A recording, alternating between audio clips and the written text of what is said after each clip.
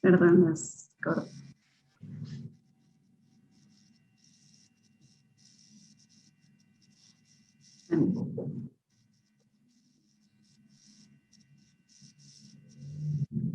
Hola, bienvenidos a Ventana Crítica, su programa de opinión pública que se transmite todos los días jueves a las 17 horas a través de Facebook Live de Camil Vázquez, Comunicación Estratégica. Bueno, esta tarde doy la bienvenida a dos invitados y expertos en el tema que vamos a tratar y analizar, que básicamente son los resultados de las elecciones del pasado 11 de abril y las medidas a tomar por el nuevo mandatario Guillermo Lasso. Buenas tardes, Mauricio Alarcón y André Benavides. Buenas tardes, Camilo. Un gusto estar acá contigo y compartir este espacio con André. Muchas gracias por la invitación, Camil. Igual un gusto estar con Mauricio Alarcón y por supuesto un cordial saludo para todas las personas que nos están viendo. Bueno, un poco para empezar el tema de la conversación, yo les pregunto cuál sería o cuál es la lectura que ustedes hacen y le dan a los resultados de las elecciones del pasado 11 de abril. Porque hay que tomar en cuenta que Lasso gana por el apoyo de toda la región de la Sierra y la Amazonía, exceptuando Sucumbíos, y contradictoriamente Arauz le da gana en toda la región de la costa. ¿A qué creen que se le atribuye esto, Mauricio? Bueno, personalmente creo que no debe analizarse de una manera tan superficial como dividir el mapa y simplemente decir se gana en este punto y se pierde en otro.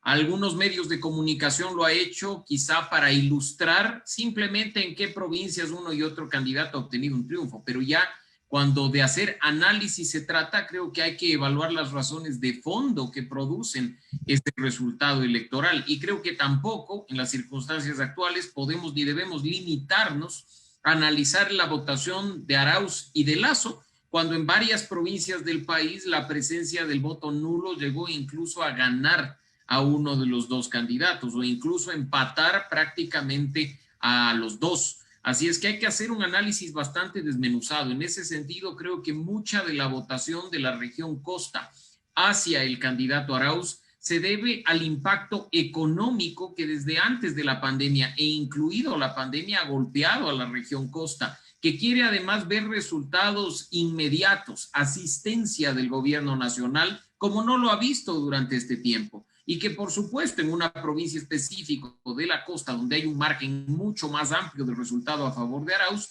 hay que tener en cuenta el elemento de la maquinaria electoral del correísmo que coordina en ese caso todo a través de una prefectura que tiene en sus manos. Por el contrario, en el tema de la sierra, si bien Lasso gana en la gran mayoría de provincias con un margen grande respecto de su contrincante, esto se debe, creo, principalmente a haber abierto durante la segunda vuelta la campaña a incluir propuestas de sectores que en primera vuelta se habían alineado tanto con Hervas como con Pérez.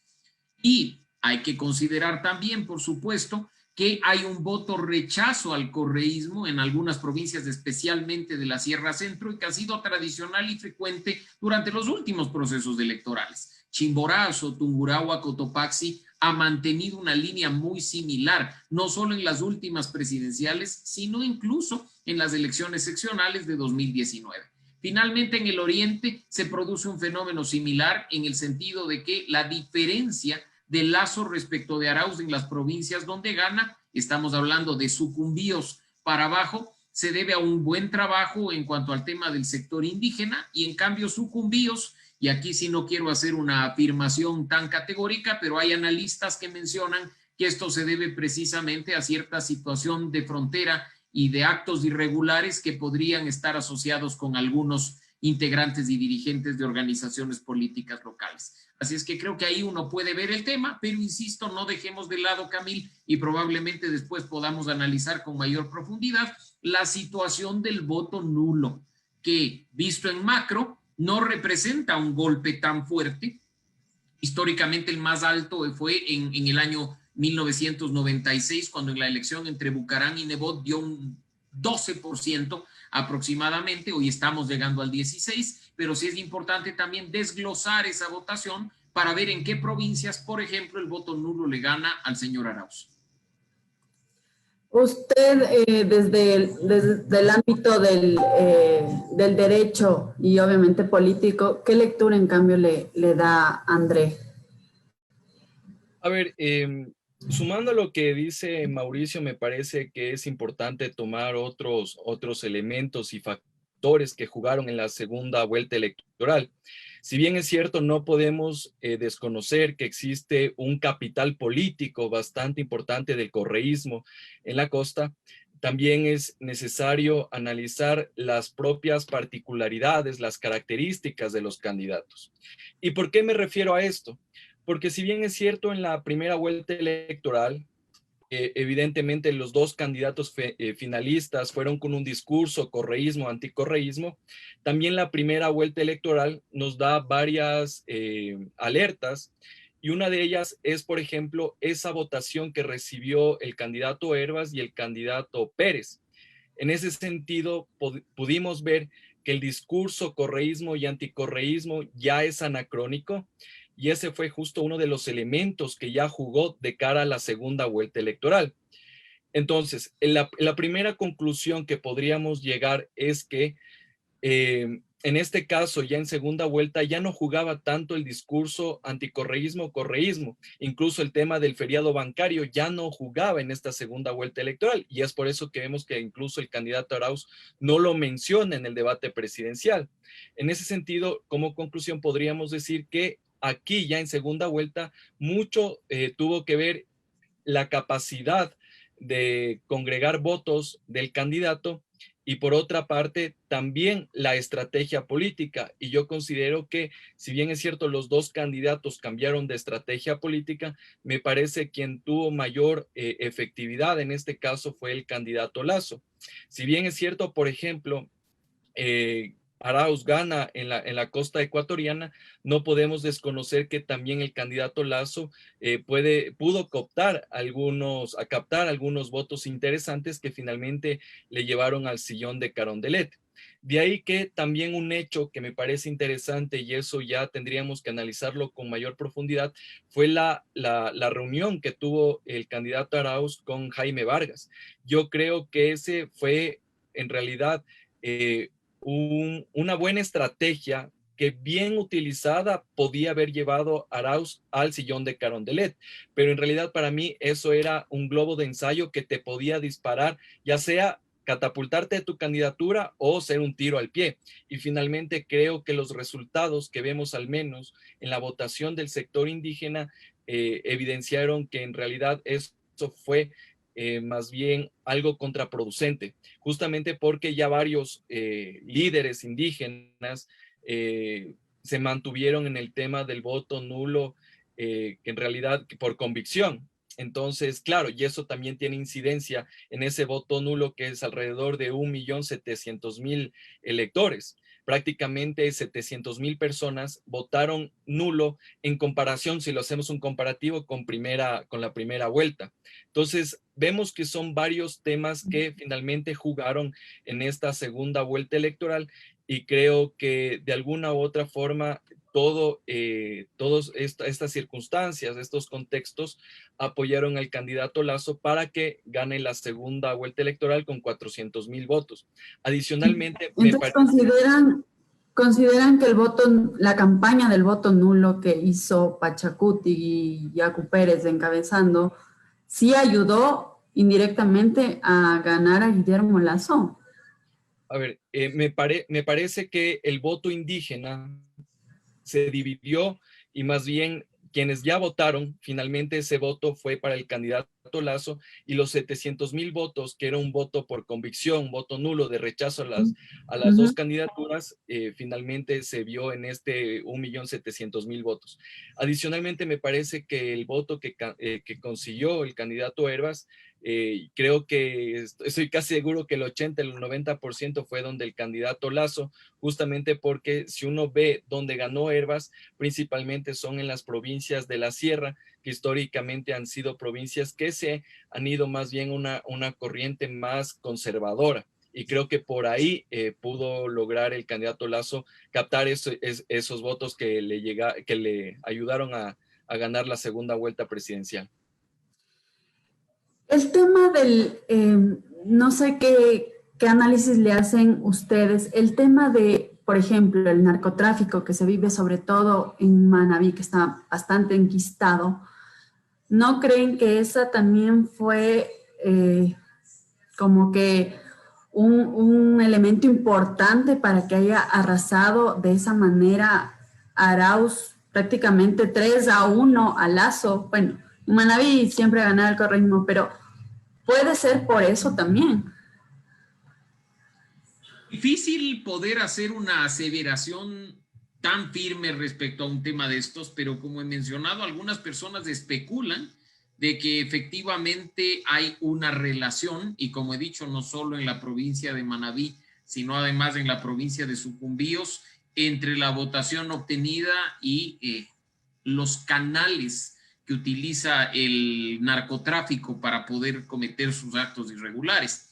No obstante, esto no está comprobado, es simplemente una afirmación, es una de las teorías de votación que intenta, por ejemplo, justificar cómo en Manabí el correísmo obtiene un resultado tan brutal a pesar de los negativos efectos que tuvo la asistencia del gobierno nacional después del terremoto que ustedes conocen tuvo lugar hace pocos años. Entonces, creo que ahí hay que ver, como he dicho, quizá ya las particularidades de cada provincia en el sentido de identificar quizá las razones. En lo personal, creo que hay que identificar la forma en la que la pobreza se ha incrementado y se ha zonificado, además en muchos sectores de la costa, no solo, como he dicho, dentro de este periodo de pandemia, sino incluso desde mucho tiempo atrás. Y es gente que en su gran mayoría estuvo acostumbrada durante la época del correísmo a recibir asistencia, a recibir bonos, y que está en este caso, en función de las propuestas del candidato Arauz,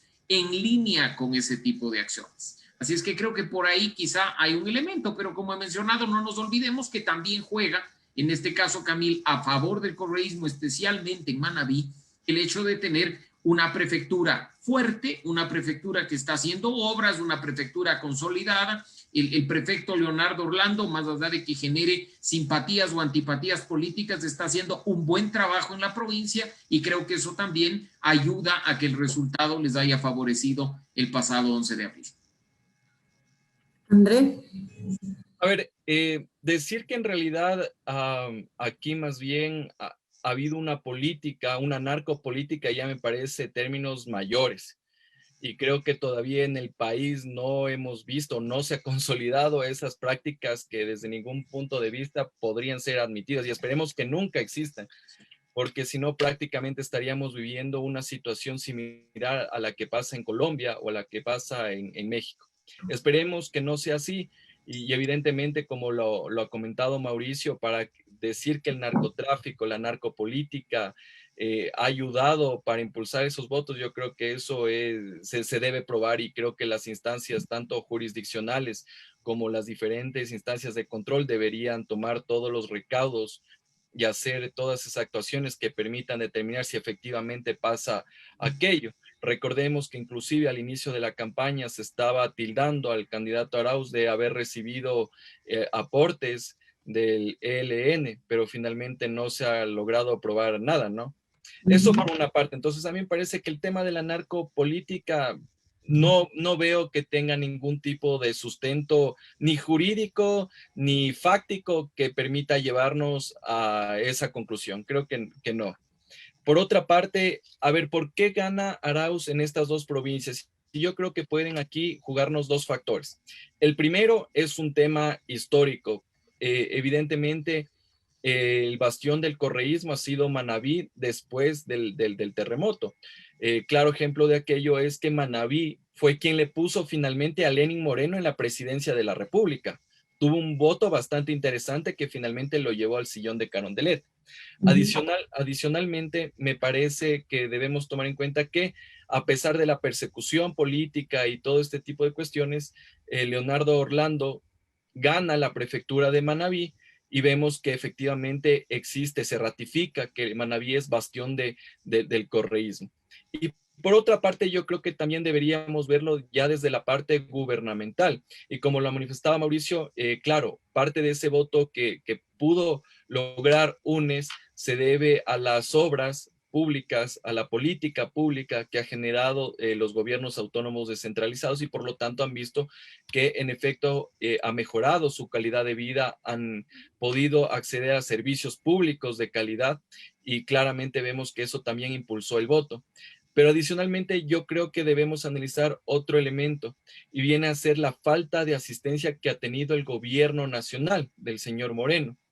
Entonces, claro, los electores, al menos de esas provincias, van a decir, oye, con Correa estábamos mejor y con Moreno no nos ha llegado nada, no hay política pública, no hay recursos, no ha habido gestión. Entonces, tú haces ese comparativo y de alguna forma me parece que eso pudo impulsar que finalmente se ratifique ese voto que históricamente ha dado Manabí y otros sectores del país a favor del correísmo. Por otro lado, Mauricio hablaba de esta importante votación del voto nulo, que fue igual más de 1.700.000, y pocos medios dieron como que la importancia, porque es o sea, un porcentaje bastante elevado al histórico de los últimos 20 años. Entonces, ¿creen ustedes que puede haber jugado como el tercer candidato en esta segunda vuelta? Yo no sé si como el tercer candidato, pero creo que sí hubo una estrategia detrás de Yacu Pérez y del movimiento indígena de intentar capitalizar el voto nulo.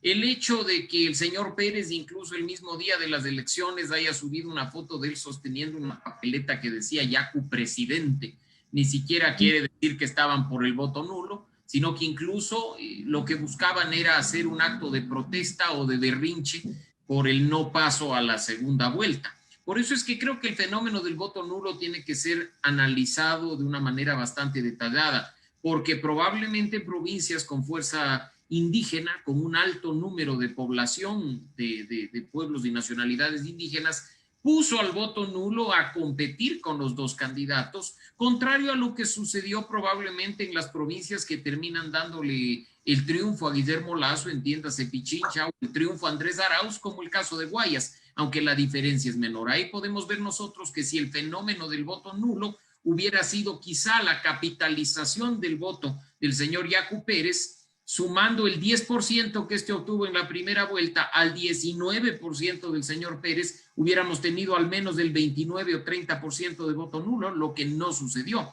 Entre la primera y la segunda vuelta, el voto nulo escala apenas 6 puntos, con lo cual, en cambio, creo que hay que mencionar que de los casi 20 puntos posibles del señor Pérez, quiere decir que 14% de sus votantes se fueron a uno de los dos candidatos. André. A ver, a mí me parece que en realidad este tema del voto nulo no se iba a consolidar como una tercera vía o un tercer candidato, porque finalmente era un tiro al aire y que no generaba ningún tipo de efecto jurídico. Yo ya había sostenido en varios medios de comunicación y en redes sociales que el voto nulo, conforme ha sido regulado en el Código de la Democracia, no iba a tener mayor impacto en el proceso electoral. Porque si el voto nulo hubiera querido erigirse como ese tercer candidato, debía haber sobrepasado los votos válidos tanto del candidato Lasso como el candidato Arauz. Y claro, si sumamos los votos de primera vuelta, tanto de Arauz como de Lasso, podemos ver que existe alrededor del 52% de votos válidos. Por lo tanto, la opción del voto nulo yo creo que no iba a tener ningún tipo de repercusión. Adicionalmente, el voto nulo en el Código de la Democracia está deficientemente regulado, porque lastimosamente no te dice el Código de la Democracia qué pasa en una segunda vuelta electoral si es que finalmente gana el voto nulo. ¿Se repite toda la elección o se repite la segunda vuelta? En una primera vuelta diríamos, sí, se repite toda la elección, pero en una segunda vuelta electoral, ¿qué hacemos? En consecuencia, me parece que en realidad fue más bien, llamémoslo así, un capricho de Yacu Pérez y el movimiento indígena que finalmente no tuvo el objetivo que quería llegar, más allá de que pudieron sumar algunos votos nulos que ya fueron finalmente ya fueron votados en la primera vuelta electoral. En consecuencia, me parece que finalmente el voto nulo no tuvo una repercusión que se quería. Ya al momento del elector estar en las urnas, estar frente a la papeleta, creo que se decantó por una de las opciones y yo creo que sí sería interesante ya hacer un análisis ya más político, sociológico, para ver justamente en esas poblaciones indígenas a dónde se decantó el voto, porque eso te genera algún tipo de alertas. Por ejemplo, como gobierno, ya Lazo debería poner sus ojos y su política pública justamente en esos sectores, porque esos sectores son los que te llevaron a Carondelet y te están demandando algo. El momento que tú no cumplas eso, ellos van a ser los primeros que van a reclamar ese tipo de cuestiones. Pero adicionalmente, el correísmo también tiene que ver en los lugares que perdió. Y yo creo que ahí sí va a tener un trabajo bastante importante, no para las elecciones que van a ocurrir en el 2025, sino más bien para las elecciones seccionales. Y yo creo que ese va a ser una buena oportunidad para consolidar nuevamente ese voto que tuvo el correísmo, principalmente en donde perdieron. Y creo que sí va a ser clave los primeros 2 años de gobierno de Guillermo Lasso, porque finalmente el termómetro que vamos a ver de esa gestión de estos 2 primeros años va a ser en las elecciones seccionales, y eso va a ratificar, por un lado, que políticamente se encuentra bien Guillermo Lasso, porque finalmente eso va a generar que gane alcaldías, prefecturas, el movimiento Creo, o en su defecto pase todo lo contrario y más bien existan movimientos políticos, ya sea el correísmo u otros, de una postura de izquierda que ganen finalmente esas magistraturas a nivel seccional. No podemos dar por sentado de que el correísmo ya esté enterrado o la corriente correísta está enterrada, como muchos ya han querido manifestar. De ninguna manera. Creer que el movimiento correísta está sepultado es ser ilusos. Y cuando uno quiere hacer política seria, tiene que jugar con todas las fichas presentes en el tablero y tiene que conocer sus movimientos y tiene que estar pendiente de sus resultados. ¿Cómo puede estar muerto un correísmo cuando es la primera fuerza política al interior de la Asamblea Nacional con 49 legisladores? ¿Cómo puede estar muerto un correísmo si su candidato a la presidencia pierde en segunda vuelta, pero con el 47.5% de los votos? Más de 4 millones de votantes. El correísmo está más fuerte que en la elección pasada, en la de las seccionales del año 2019. Y hacer política con ese escenario implica también analizar las razones por las que el correísmo sigue vivo. Y en este caso particular, hay que ver incluso cómo influye o influyó en el resultado la fuerte presencia del expresidente Rafael Correa respecto del señor Arauz, que probablemente si manejaba una campaña un tanto más independiente y personalista en cuanto a él, hubiera obtenido un mejor resultado, para no caer en la polarización que mencionábamos ante un momento, correísmo y anticorreísmo. El trabajo de bases, la estructura que tiene el movimiento correísta, hace que incluso el voto vaya más allá del número que ocupen en la papeleta. En las elecciones seccionales de 2019 fueron listas 5 y los votaron. En las presidenciales de 2017 fueron 35 y los votaron. Hoy aparecieron como unes en el canciller de Centro Democrático, que es del 1, y los votaron. Entonces ya no es un tema de identificarse con un número, con un membrete político, sino de seguir las directrices. Es un fenómeno que está... Un actor político súper fuerte. O sea, en este momento uno ve lo que ocurre en América Latina y, por ejemplo, en Argentina, 70 años después, van a ser 80 años en realidad de la salida, se sigue hablando del peronismo. Perón lleva muerto, si no estoy mal, 45 años y el peronismo está más vivo que nunca. Uno ve lo que ocurre en Nicaragua, uno ve lo que ocurre en Bolivia. El MAS en Bolivia acaba de perder la gran mayoría de gobernaciones, pero tiene la presidencia. Así es que los fenómenos políticos en América Latina, donde no hay un voto ideológico, donde no hay un voto orgánico por una sigla política, tiene que ser analizado de manera muy minuciosa por quienes hacen política y por quienes analizan la política, de tal forma de no malinterpretar o tergiversar los resultados que se están dando.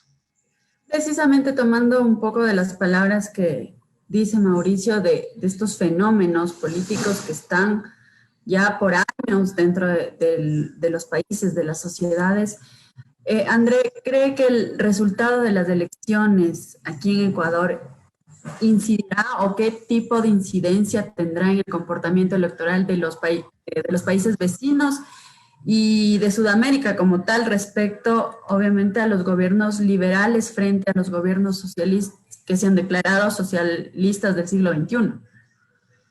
Perfecto. Solo quisiera complementar algo que mencionaba Mauricio y vamos con esa pregunta. A mí me parece que en realidad el correísmo no está muerto y justamente porque, o ha sido derrotado, por así decirlo, porque finalmente un candidato desconocido que antes de la inscripción de la candidatura no sabía quién era, llegó a la segunda vuelta electoral y pudo obtener 4.200 votos, un total desconocido, frente a un candidato Lasso que ya va 12, 13 años haciendo campaña electoral. Ese es el primer elemento. Lo segundo, me parece que si no se hubiera cambiado el método de asignación de escaños, veríamos actualmente una asamblea con una mayoría del ala correísta. Y totalmente yo creo que hubieran llegado siquiera unos 70, 75 curules. Y creo que ahí se hubiera habido una crisis de gobernabilidad, justamente porque el correísmo iba a ser el liderazgo de la Asamblea Nacional e iba a bloquear cualquier intento de las leyes que promueva el señor Lasso, pero también se podía allanar el camino para generar una crisis de gobernabilidad que podía terminar en una muerte cruzada. Y en ese caso yo creo que más bien desde la Asamblea Nacional creo que se hubiera podido impulsar esto antes de que se lo haga a través del Ejecutivo. Y estaríamos viendo a partir del 24 de mayo cómo todos los ministros de Lasso iban a ir desfilando en la Asamblea Nacional, iban a ser fiscalizados, destituidos, y creo que eso sí va a presentar ese escenario, pero vemos que con el cambio de método de asignación de escaños es todo lo contrario, vemos una asamblea atomizada y que en realidad sí va a tener participación del bloque oficialista, ni bloque oficialista, sino los 12 legisladores que tienen para intentar ver tener las condiciones de poder gobernar con una buena relación en la Asamblea Nacional. Eso por una parte. Y respecto ya a tu pregunta, me parece que las realidades y los contextos de los países son totalmente diferentes. Claro ejemplo de aquellos que, si bien es cierto, gana Fernández en Argentina, gana en este caso el presidente que fue impulsado por Evo Morales, finalmente vemos que ese resultado no tuvo ningún tipo de incidencia en Ecuador y yo creo que evidentemente el resultado que actualmente vemos no va a influir de ninguna manera en la política, en las elecciones que tengan a futuro los países vecinos. Yo creo que cada país tiene su realidad, cada país tiene sus condiciones, sus características y las coyunturas son totalmente diferentes. Entonces yo creería que no va a tener ningún tipo de influencia. Un poco ya para entrar ya en el análisis de las propuestas y las medidas que va a ejecutar el nuevo mandatario, sabemos que obviamente Guillermo Lasso va a tomar un país y un estado realmente fragmentado por la crisis económica, social, sanitaria, de seguridad, pero sin embargo ya ha hecho las primeras declaraciones y ha dicho que ya va a ser enfático en algunas medidas a implementar. Entre esas, el tema de eliminar la CENESID. Les pregunto, ¿qué tan factible y qué tan beneficioso para la educación del Ecuador va a ser eliminar la CENESID? ¿Esto se lo hará a través de decreto o tendrá que aprobar la asamblea? ¿Tendrán que haber acuerdos previos? ¿Cómo va a ser esta cuestión? Porque considero que no es la mejor solución eliminar la CENESID, a mi modo de ver, sino un poco reformar el tema de cómo se ha venido manejando en algunos aspectos. Creo, Camil, que es básicamente un tema de comunicación. No creo personalmente que el equipo del ya presidente electo Lasso haya cometido el error de simplemente afirmar la eliminación de la CENESID sin antes revisar lo que dice la Constitución y la ley. Comunicacionalmente tú puedes eliminar la CENESID y para ello basta reformar una ley, pero automáticamente tendrías que crear otro órgano que por mandato constitucional se encargue de regular la educación superior. La Constitución es clara, no le pone nombre y apellido, no te habla de la CENESID. Eso se crea de otro lado, pero te dice que tiene que existir un órgano, un ente que regule la educación superior y otro que se encargue de la evaluación de la calidad de la educación.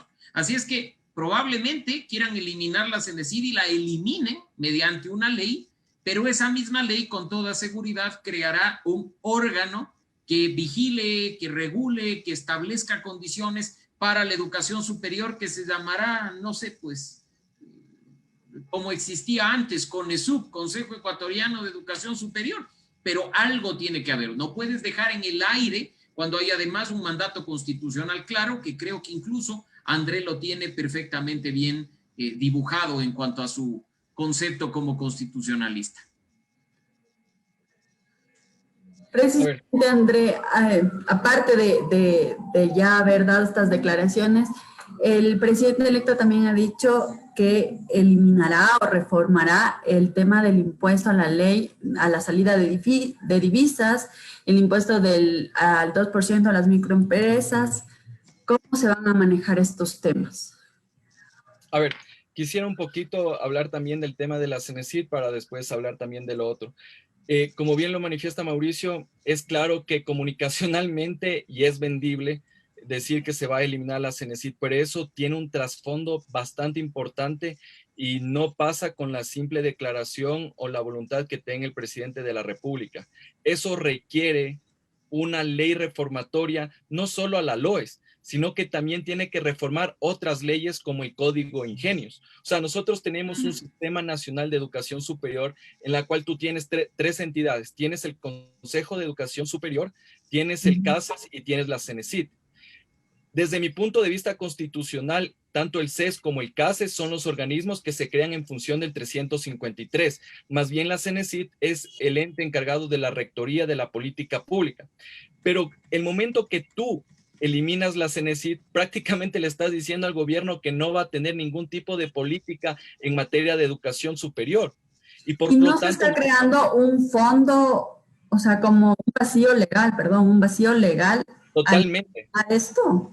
Totalmente. Por ejemplo, si tú eliminas la CENESID, tienes que darle a alguien la competencia, como decía Mauricio. Tienes que crear un ministerio, una secretaría que tenga otro nombre y esperaría que no solo sea un cambio de membrete, porque finalmente aquí estarían jugando con las ilusiones que tuvieron principalmente los jóvenes bachilleres para poder acceder a las universidades. Entonces, esperemos que no sea un cambio de membrete porque tiene afectación no solo en el tema de la estructura y funciones que tiene la Secretaría, sino a todo el sistema de educación superior. Y yo ya lo mencionaba, esa reforma no es que una reforma de 2, 3 artículos, tienes que hacer una reforma integral a toda la Ley Orgánica de Educación Superior, y no solo esa, también al Código Ingenios. Entonces, es un trabajo bastante fuerte que yo, desde la experiencia que he tenido, al menos redactando proyectos de ley, me demoraría siquiera un año y medio, porque eso requiere tener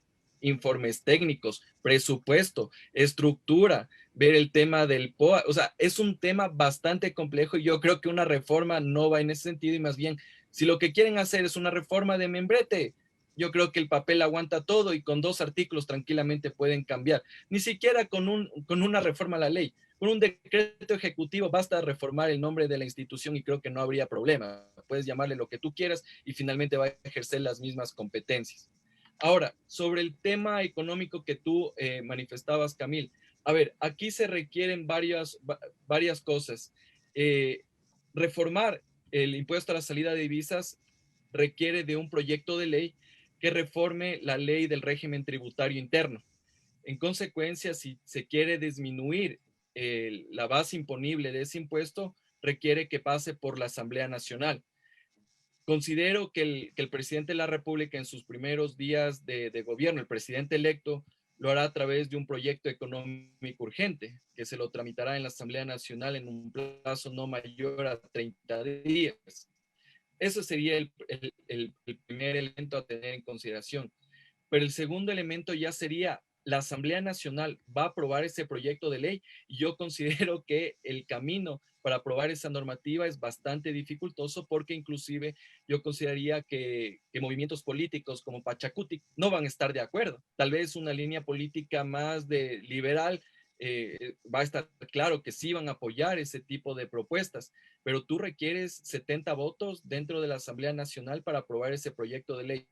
Y si con esa mayoría que lograste consolidar el 14 de mayo no te apoya para esa ley, finalmente la ley como tal y estas reformas económicas, tributarias, fiscales que se pretenden realizar, va a ser bastante complejo que tenga una aprobación por parte de la Asamblea Nacional. Entonces, el camino es dificultoso y yo creo que el presidente Lazo, yo creo que para el discurso de campaña estuvo bien el tema de eliminar la CENESID, que eliminar a través de consulta popular el Consejo de Participación Ciudadana, el tema de los impuestos, pero yo creo que ya es momento que ya debe sentarse a ver cómo va a gobernar, porque finalmente puede caer en estos errores y que finalmente va a poner en entredicho sus propuestas de campaña. Entonces, esperaría que el gabinete que conforme sea con gente preparada, técnica, que tenga experiencia en el sector público y que no cometa errores que finalmente le van a golpear a su gobierno. Precisamente, ¿qué otros, bueno, ha llamado también a que va a convocar a una consulta popular en los primeros meses del mandato? ¿Qué temas se deberían incluir o qué reformas constitucionales se deberían incluir en esta consulta popular? O sea, aparte de la eliminación del Consejo de Participación Ciudadana, ¿qué otros temas debería incluir el presidente en esta consulta? Más bien partamos del problema que va a ser incluir en una consulta popular una pregunta sobre la eliminación del Consejo de Participación Ciudadana. El presidente puede decir que quiere hacerlo por esa vía, pero para efectivamente ejecutarlo necesita un dictamen previo de la Corte Constitucional que ya se pronunció en el año 2019 respecto a cuál es el mecanismo para eliminar esta institución del Estado. Y no es precisamente una consulta popular. Estamos hablando de que ya estableció un parámetro relacionado con el proceso que obligatoriamente tiene que pasar por la Asamblea Nacional antes de entrar a un proceso de validación por parte de la ciudadanía. Así es que ese tema puede sonar interesante en este momento, pero ya en la práctica, una vez que se eleve dicha consulta, yo diría que con altas posibilidades de no estar equivocado, la Corte Constitucional ratificaría el criterio que ya emitió en el año 2019, con lo cual una consulta sobre ese tema estaría automáticamente caída. ¿Qué otros temas se podría consultar a la ciudadanía?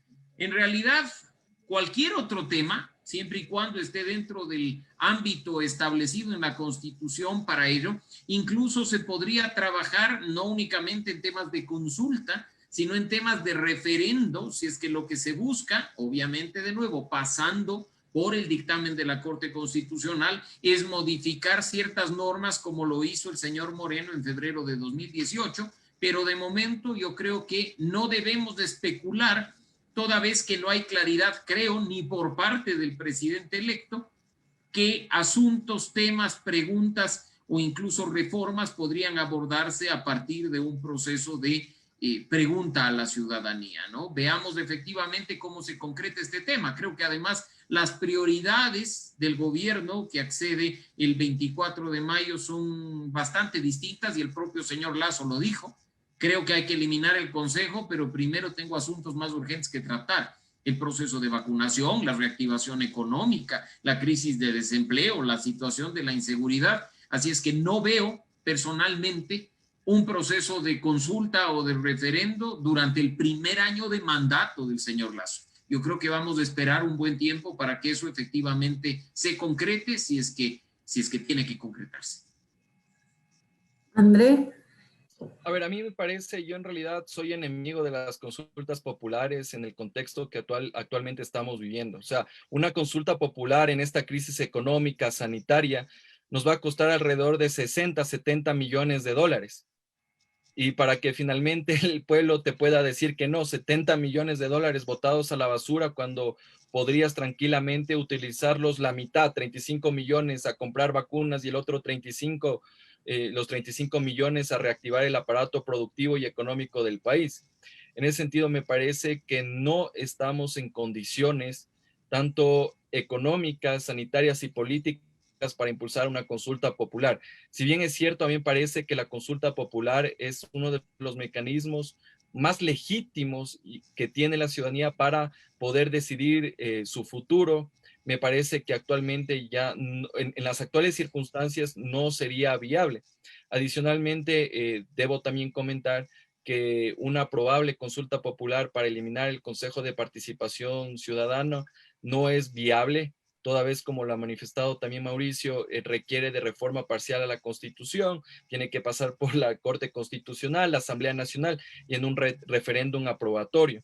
¿Qué temas se podrían incluir? Yo creo que la ciudadanía no quiere que se le pregunte si es que quiere más salud, empleo, seguridad. Yo creo que con las competencias que actualmente tiene y con la ejecución de las leyes y competencias constitucionales que tiene el Ejecutivo, tranquilamente podría solucionar aquellos temas que tiene el país. Por ejemplo, se está también proponiendo una reforma a la Constitución para que los dueños de los medios de comunicación también puedan ser empresarios. Eso está bien, pero si quieres llegarle con el discurso a quienes son empresarios y son dueños de los canales de televisión, pero créeme que al ciudadano no le interesa eso.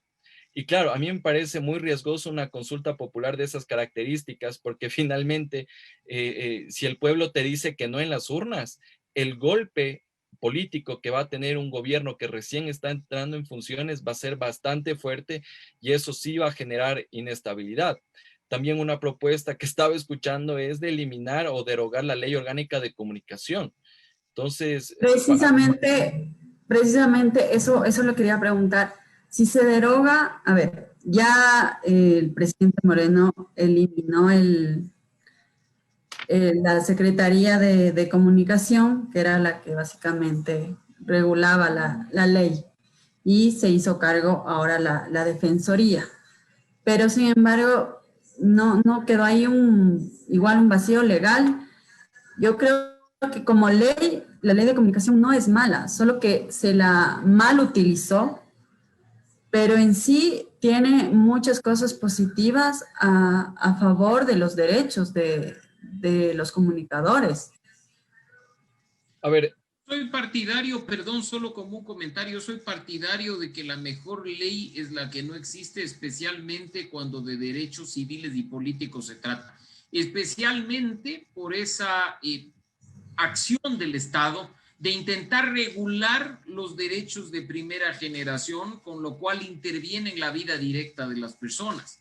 Esos derechos tienen que ser garantizados por el Estado simplemente en el ejercicio de todos los seres humanos que habitan dentro de un Estado. Situación distinta a la que ocurre con los derechos de segunda o de tercera generación que demandan una intervención estatal en mayor o menor medida. En ese sentido, si quieren una nueva ley de comunicación, que sea para garantizar la libertad de expresión, más no para regular ni el rol de los medios de comunicación ni el rol de los periodistas. Creo que hacia eso podría estar apuntando una propuesta de Guillermo Lasso. Perdón, André. Claro. Se puede hablar de una reforma. Claro, Sí, no. O sea, aquí hay varios elementos. O sea, yo he escuchado que se pretende derogar la ley de comunicación, pero tampoco se ha dicho si es que se va a derogar esa ley y se va a expedir otra. Porque si el discurso es derogar la ley de comunicación y que no exista nada, ahí estaríamos incurriendo en una inconstitucionalidad por omisión. Porque recordemos que la Constitución de la República establece como un mandato que existe una ley de comunicación. Y vemos que los artículos 16, 17, 18 hacen referencia expresa para ejercer esos derechos de libertad de expresión, de comunicación, justamente la necesidad de tener una ley. En ese sentido, me parece que derogar como tal una ley no podría ser así y estás obligado a hacer dos cosas. O reformas la ley vigente o presentas una ley sustitutiva. No puedes derogar como tal la ley de comunicación. Claro, el presidente electo ha dicho que va a derogar esta ley para crear una nueva ley que garantice la libertad de expresión de todos los ciudadanos. Eso ha sido muy como general. Claro, entonces en ese sentido me parece que es una oportunidad importante para que los actores de la comunicación, los comunicadores, los periodistas, los dueños de los medios de comunicación, los ciudadanos que consumen los diferentes espacios puedan presentar sus diferentes propuestas, cambios, modificaciones en las cuales puedan garantizar el derecho a la comunicación y por supuesto también el derecho al honor, siempre y cuando existan claramente definido cuál es el alcance de ese derecho y cuáles son los límites y en qué caso yo puedo ser sancionado si es que existe algún tipo de reparo, algún tipo de exceso, de arbitrariedad que finalmente pueda causarme un perjuicio a mí.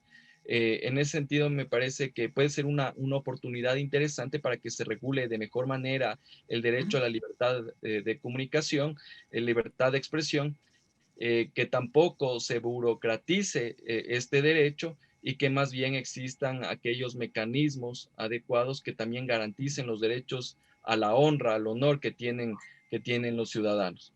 Eso podría decirlo de manera muy general.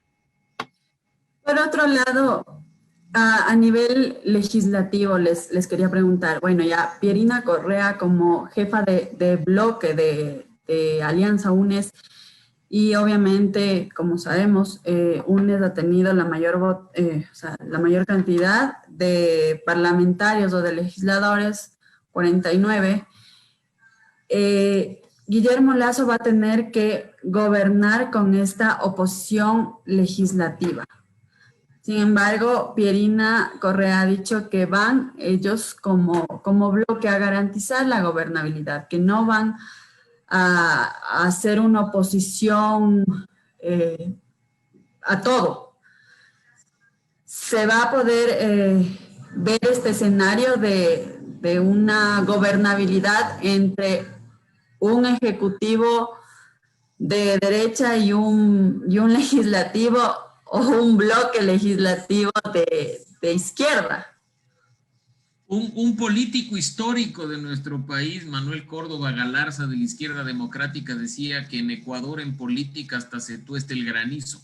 Así es que no me sorprendería que en ciertas cuestiones, como ya lo hemos visto en este periodo legislativo, un bloque correísta vote alineado con el Partido Social Cristiano, con Pachacuti, con la Izquierda Democrática y den mayoría para una decisión. Tampoco me sorprendería que en algunos asuntos, de acuerdo al llamado a la unidad y con el objetivo de obviamente capitalizar algo y no enfrentar una nueva derrota electoral, se trabaje de manera coordinada como también ha sucedido durante este periodo y que se logre en muchos casos aprobaciones unánimes de normas tanto propuestas por legisladores como por el Ejecutivo.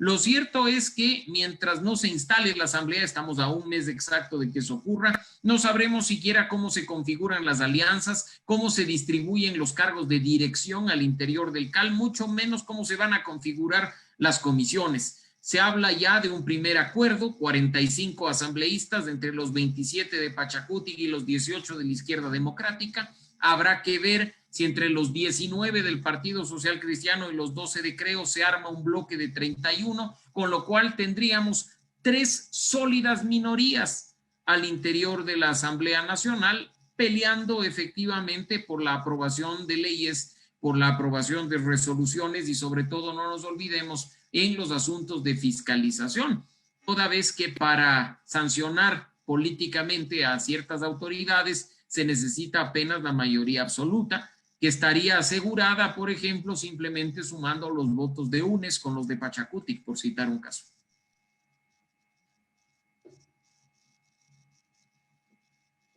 A ver, Andrés. en el ámbito legislativo yo creo que hay que ver varios escenarios. El primero es que, si bien es cierto, la primera minoría es UNES con 49 legisladores, no es descabellado pensar que ellos la tienen más fácil tomarse el control de la Asamblea Nacional que el bloque oficialista de Creo, que tiene 12.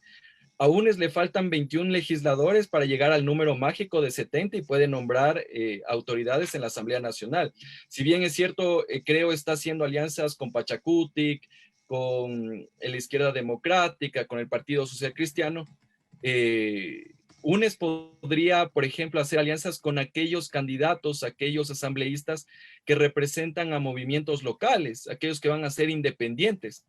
Entonces, si logras consolidar esa mayoría, esos 21 votos, tranquilamente te la puedes llevar a la Asamblea Nacional. Ese es el primer escenario. Lo segundo, recordemos que en la actual legislatura, el bloque correísta, la Revolución Ciudadana, tiene alrededor de 30 legisladores. Ahora tiene 50. Entonces, tampoco no es que sea un escenario desfavorable para ellos. Y claro, con todos estos cambios políticos que se podrían dar en el camino, no es descabellado pensar que en la segunda renovación de las autoridades legislativas, UNES podría tener una presidencia de la Asamblea Nacional. Y evidentemente ahí sí va a ser en realidad un contrapeso bastante importante al gobierno de Lasso. Y por otra parte, me parece que en el ámbito legislativo va a estar bastante complejo y creo que va a ser incluso más difícil de la actual legislatura que estamos viviendo. Porque si bien es cierto, aquí existen cierto tipo de alianzas por conveniencia, por oportunidad, por lo que sea, pero tropezadamente se han ido aprobando varias leyes. Entonces, sí considero que va a ser bastante dificultoso la próxima legislatura y creo que una mayoría en la cual esté Creo, Pachacutic, Izquierda Democrática, Partido Social Cristiano, yo creo que es una alianza que en realidad está pegada, pero por encimita y cualquier momento se derrumba. Cualquier caso, cualquier circunstancia que vaya, por ejemplo, en contra de los derechos colectivos de los indígenas, hasta ahí se acabó la alianza y cortan, y yo consideraría que irían a una línea más bien de izquierda y podrían hacer tranquilamente mayoría con el correísmo, solo con, supongamos, el bloque correísta con el bloque de Pachacuti ya tendrían una mayoría en la Asamblea Nacional y podrían nombrar todas las autoridades. Entonces, en realidad va a ser bastante divertido en la próxima legislatura. Esperemos que no con los mismos casos de reparto de la Asamblea Nacional saliente y que más bien existan unos acuerdos mínimos que garanticen, por un lado, la gobernabilidad del presidente y por otro lado, aquellas leyes que requieren el país, que queremos los ciudadanos para solucionar estos problemas económicos, sanitarios, de seguridad, que cada día se van tomando nuestras casas, nuestras plazas, las calles del país y que requieren una solución pronta. Por otro lado, Mauricio y André, el presidente electo también se ha comprometido con los grupos de mujeres, los grupos feministas y LGBTI. ¿Qué garantías ustedes consideran que habrá con este gobierno para que se respete, uno, el Estado laico, que, bueno, hay que entender que no es un Estado ateo como muchos piensan, claro. Y dos, el tema de mayores garantías a los derechos de las mujeres, niñas, adolescentes y grupos LGBTI? Creo que como punto de partida el nuevo presidente debe entender que representa a todos los ecuatorianos, no únicamente a quienes votaron por él, mucho menos solo a quienes se sintonizan con su forma de pensar o con sus principios y valores familiares. En ese sentido, creo que mucho se logró en la segunda vuelta y no creo que haya sido únicamente una estrategia de marketing político el abrirse a firmar compromisos en temas que en primera vuelta fueron sacados, como el tema medioambiental de pueblos y nacionalidades indígenas o el tema precisamente de los derechos de las mujeres, ¿no? Así es que habrá que ver cómo reacciona el presidente partiendo del principio que tú mencionas de un Estado laico y, por supuesto, tendrán siempre a la sociedad civil y a la ciudadanía activada para recordarles eso en mayor o menor medida. Así es que esperemos que las acciones vayan encaminadas para garantizar todos los derechos para todas las personas. Yo consideraría que la política de Estado, una política de gobierno del señor Lasso debería ser inclusiva, y esa es una de las conclusiones que nos dejó la primera vuelta electoral.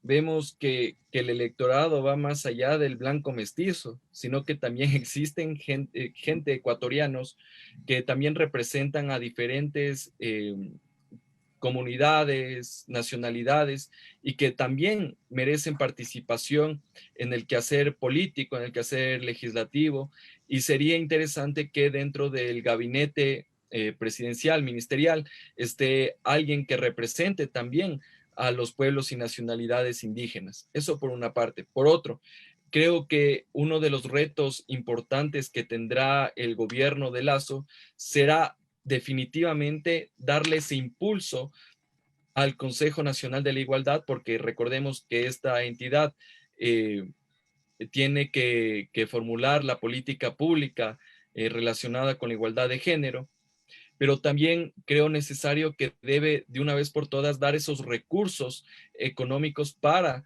implementar la ley de violencia de género, porque prácticamente, si bien es cierto, en este periodo legislativo y en este gobierno se emitió esta ley, ha sido letra muerta porque finalmente la falta de financiamiento no ha permitido la ejecución de las políticas públicas, y vemos todos los días cómo se siguen matando, cómo se siguen violando a niñas, a mujeres, ancianas en nuestro país.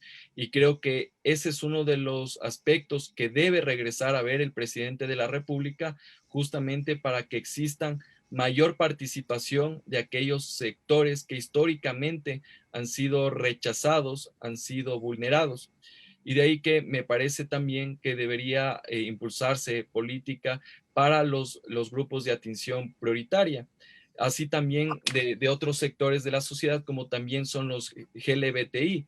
Y también yo creo que en el debate público sería importante analizar también otros aspectos como el matrimonio igualitario, la adopción por parejas del mismo sexo. Entonces, si bien es cierto, la campaña de Lasso fue del encontrémonos y todos vamos a formar parte de este proyecto, pero yo creo que también deberíamos considerar todos estos elementos, todos estos sectores de la sociedad que finalmente tienen que tener una participación en nuestra forma de hacer política.